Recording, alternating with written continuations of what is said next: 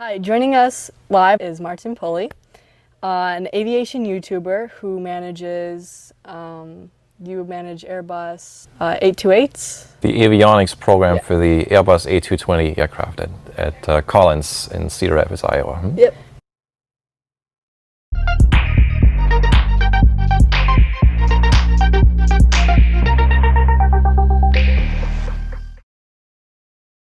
And hello and welcome to our fourth and final episode of the season for Beyond the Flight Deck. Growing up in West Germany, Martin developed an interest in aviation from his first flights in a glider at a very young age. Beginning as a hobby, his YouTube channel has since geared over 18,000 subscribers. It's truly a pleasure to have him joining us today. If any questions pop into your mind during this interview, please type them in the comments. So, how are you doing today? I'm doing great. How are you, Emily? I'm good. So, from first glance at your YouTube channel, it's clear that you love flying your Beechcraft Bonanza. What attracted you to the Bonanza versus the Cessna, Piper, and other aircraft? Yeah, good question. Because before the Bonanza, I was flying mostly Piper Cherokees of different kinds, Warriors and Archers during my initial flight training for airplanes and later for the instrument training. And then I was in a partnership of a Piper Arrow, four-seater, retractable gear, constant speed prop for several years, and was looking for something larger because with three kids, you needed 5 seats to take the whole family in the plane. So having flown Pipers up to that point, almost exclusively, I was looking at a Piper Lance or Saratoga or a Cherokee 6. And it was during that time that somebody hinted and said, hey, you should check out the A36 Bonanza as well, which is also a 6-seater. And had never flown a Bonanza before, so I began to learn about them, reached out to people that have them, and found out that they're very, very popular. They're known for build quality. From the moment you open the door, you can sense this is something a little heavier, a little beefier than a Piper Cherokee or a Cessna 172. The handling characteristics are great. Any airplane is fun to fly, right? But everything just feels right when you're at the controls. It's a joy to hand fly the Bonanza. And maybe most of all, I was in my conversations with other Bonanza owners, I was seeing two things. One is more so than with other brands, Bonanza owners are happy and proud of their Bonanzas, and two, they support one another. There's a camaraderie between Bonanza owners that I had not experienced with Cessnas or Pipers, and maybe that exists elsewhere, maybe in the home build community, but those are the things that eventually led me to the A36 Bonanza, and that was 8 years ago, and I've always been happy with that choice. All right, so moving forward onto your life in particular, as a young boy in West Germany, what inspired you to pursue your career in flight training at the age of 14? Yeah, there were two influences that I remember as a young child growing up there. One is our next door neighbor, actually two next door neighbors. One immediately, and then one house down further. They were both airline captains. And in fact, the very first flight that I remember as a child, I was maybe 7 or 8 years old, was on a vacation trip that our family took to Southern Europe. And our next door neighbor was able to request that flight. He was the captain of that flight, and I was in the jump seat almost the whole flight. And that made a lasting memory. The other influence was an uncle who, in his younger days, had been flying gliders, and he wasn't flying anymore when I was a child. When I remember talking to him, he did pick flying up again later, and so him and I had many conversations over flying, and I think that helped plant the seed and get me interested in aviation. You caught the aviation bug. Exactly. Yeah. So, moving on to your professional career, what led your interest into the design that you do and stuff? So what I do for work, avionics, that's all the electronics equipment in an aircraft that you find in the cockpit or connected to something in the cockpit, like the radios. It combines my big two passions. Flying is one of them. Computers and software development is another. I was very active in my younger years, programming in a computer at home and later for a living for avionics. I don't write software, I don't write code anymore, but I'm working with a lot of people that do, and avionics is the one place where you deal with software in the context of the cockpit,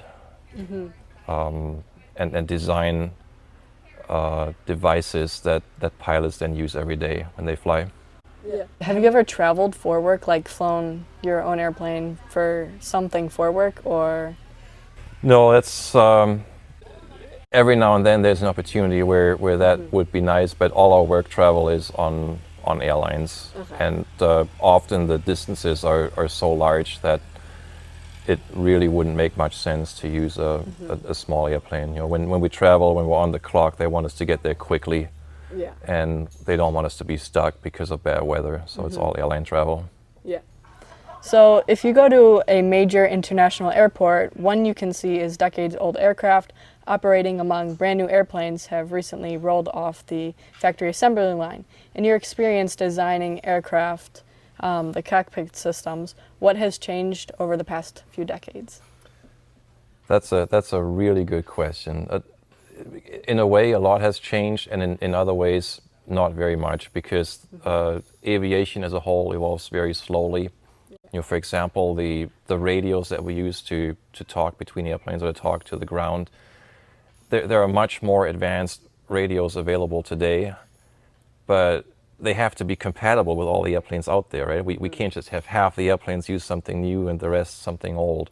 Yeah. So that leads to a lot of inertia that prevents progress in some ways. It prevents new technology from being introduced. At the same time, technology does advance, and we try to utilize that to the benefit of pilots and airlines and the flying public. And what it comes down to, what it has improved over time is the reliability of these devices, and the cost to build and purchase and maintain them, right? If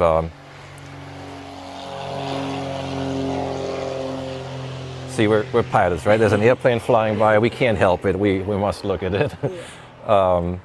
If you've been on an airline flight, right, the last thing you want is the flight to be delayed or canceled because of some problem, right? So reliability is really, really important, and when we can use technology to make something on average work many more years than it had been in the past with older technologies, then that's a good use of advanced technology to build something that is still compatible with the old stuff. And then there are some areas where there really is a lot of progress still made, like weather radars. There's a lot of development still, not just to paint where the precipitation is, but also to with very, very smart algorithms to estimate, how dangerous is the weather there? Is there wind shear?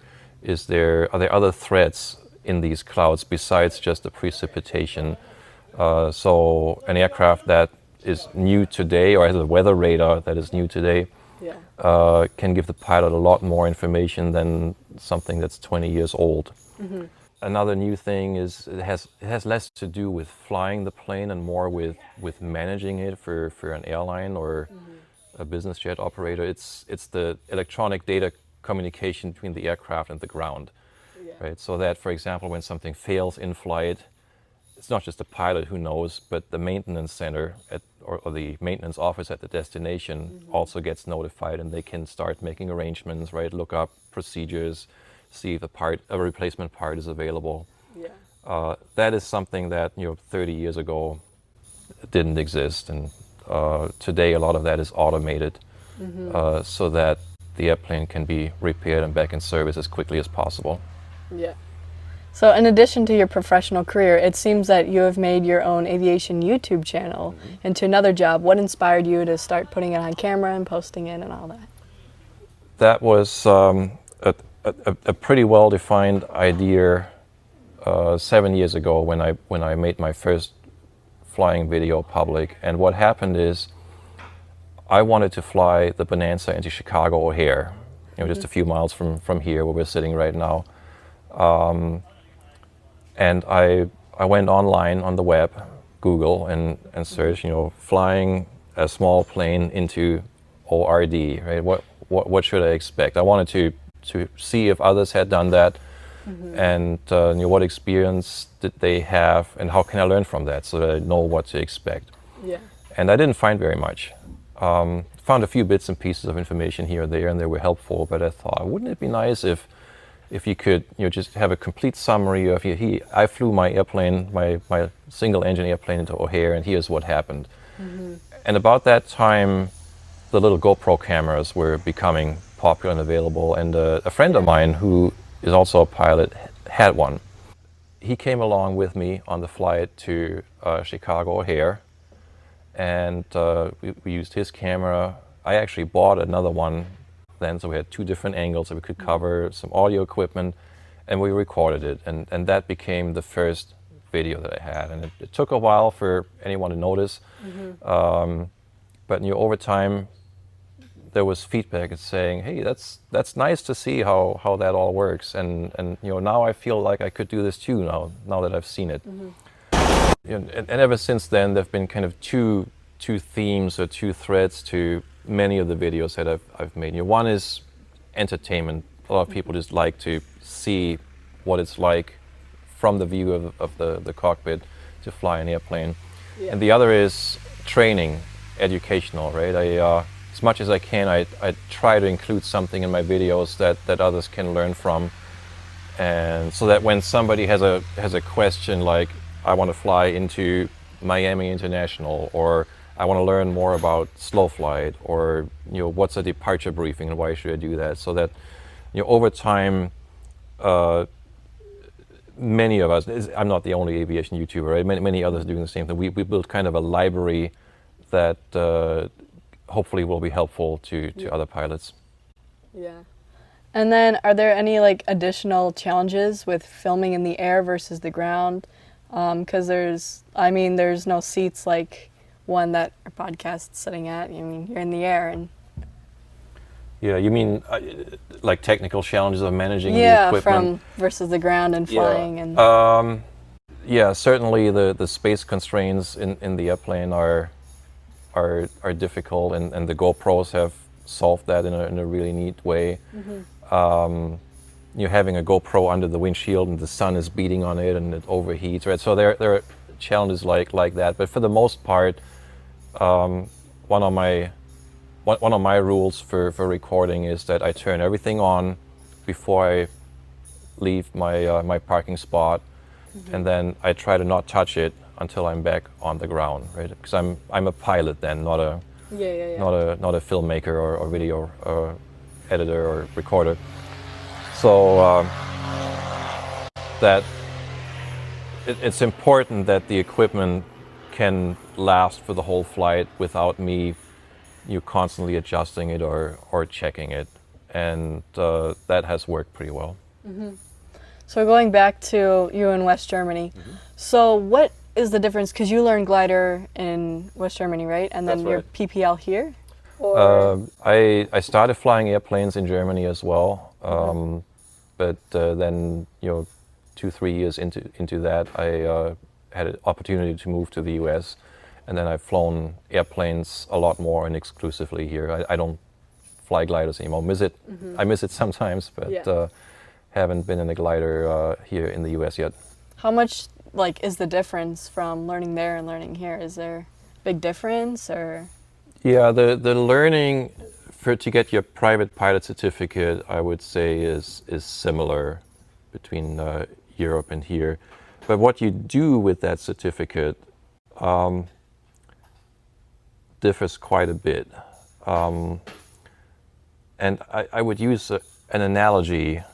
If you ever visit Germany or any European country really, you see a lot of bicycles on the road, right? And people bike here too in the US, of course, right? For fun, for exercise, but not to go to work, not to buy groceries, right? Whereas in Europe, bicycles are part of the transportation system, and the cities are designed that way. There's infrastructure to ride your bike safely, to park your bikes, and whereas here it's fun, it's exercise. Yeah. And with flying, it's kind of the other way around. Here in the US, an airplane, whether it's a home build or my Bonanza or a business jet, it can be used for fun, but it can also be used for work, to get to a business meeting, to transport something from A to B, and the infrastructure is there. There are FBOs at the airport to help park your plane, to get you a rental car or a courtesy car, right? And that doesn't exist to that extent in Europe. In Europe, people fly for fun, right? They'll come from two places and meet somewhere and have lunch and then fly back, at the airport cafe. Yeah. But it's very, very rare that somebody says, I have to work for the next 3 days in Munich, so I'll fly my plane there for convenience. It is not convenient to do that. The infrastructure isn't there to the extent that we have it here. So learning, very similar, but in how we use the plane, there are differences. And then, of course, there's the cost. I often think that pilots in the US, for the most part, don't realize how good we have it here, because it's affordable, it's easy, and while the restrictions are probably growing over time, things like TFRs and airport curfews and so forth, it's still really good here. And we have we have to thank organizations like AOPA and EAA for that, who do a lot of lobbying and who support us, often in ways that we don't even see. But they make sure that as much as possible we can keep flying the way we do here. And then, out of all the flights you've flown in the Bonanza, which are the most memorable? Yeah, there are many flights I've taken that were nice and that I like to think back to, but I think the one trip that stands out was 5 years ago. It was a father-daughter trip with my then 12-year-old daughter, Elizabeth. It took us from Iowa to Rapid City, South Dakota, and then to Yellowstone National Park. We spent 3 days there. Spent a weekend in Idaho at a gathering of pilots there. And then we went to the West Coast, San Francisco, LA area, and San Diego. And then from there to Albuquerque, back home over the course of 2 weeks. And that was probably, if I had to name one trip that was most memorable, that would be it. Yeah, it sounds like a lot of fun. Thank you so much for talking to me. You're welcome. And helping us out with this podcast. And everyone, don't forget that Martin has a YouTube channel and it's amazing. So we'll have it in the link in the description below, so you can go ahead and check that out. And on behalf of the entire Beyond the Flight Deck, thank you for listening to our fourth and final episode of this podcast for the season. A special thanks to Martin and our mission to get kids into aviation, and we hope you stay safe and healthy. Signing off for season 1, this is Beyond the Flight Deck. Thank you so much. Thanks for having me, and all the best, Emily. Thank you.